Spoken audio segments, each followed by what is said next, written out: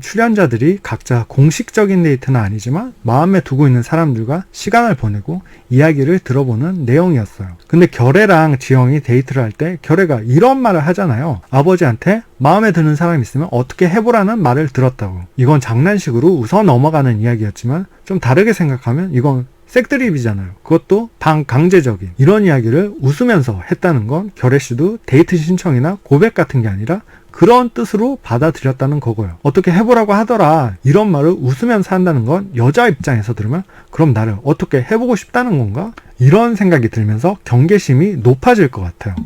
상대의 마인드나 나에 대한 감정을 확인해보기 위해서 색드립 같은 걸 날려볼 수 있다고 생각을 하거든요. 이런 얘기에 긍정적인지 부정적인지, 나와 이런 얘기를 하는 것을 거부하는지 허용하는지.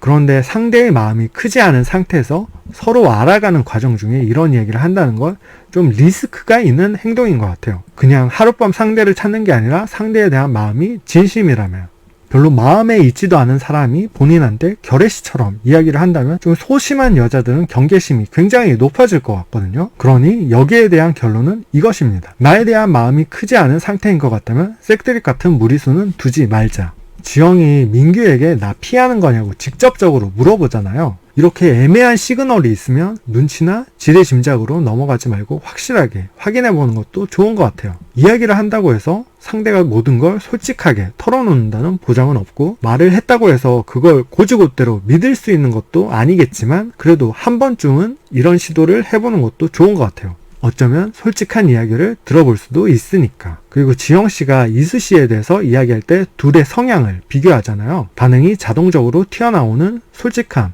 하고 싶은 말은 해야 직성이 풀리는 그런 성격의 지영씨. 이와는 반대로 반응하고 싶을 때만 반응하는 조심스러움, 해야 할 말이 있을 때만 말을 하는 성격의 이수씨. 여러분들은 둘 중에 어떤 성격을 더 선호하시나요? 침묵은 금이라는 말이 있듯이 사회생활에 더 적합한 성향은 아무래도 조심스럽고 용이 주도한 성격이겠죠. 하지만 감정적인 표현이 중요해질 때도 있어요. 보통 예술계통의 사람들에게 요구되는 성향이라고 생각이 되는데, 사람들은 다른 사람의 감정에 영향을 받고 그런 식의 감정 변화를 즐기기도 해요. 영화나 드라마, 노래를 통한 감정의 표현을 다들 즐기시잖아요. 그래서 솔직하고 투명한 성격을 사랑하는 사람들도 많기 때문에 이런 사람들이 우리 곁에 남아있는 것이겠죠. 그리고 진실게임의 결과를 보면서 충격을 먹었다는 이야기를 출연진들이 많이 했잖아요. 그런 것처럼 사람들은 다들 뇌감이 좋다는 생각을 많이 하지만 실제는 그게 빗나가는 경우가 비교적 많은 것 같아요. 그냥 시그널이나 눈치만으로는 완전한 의사 전달이 힘들 수도 있다는 걸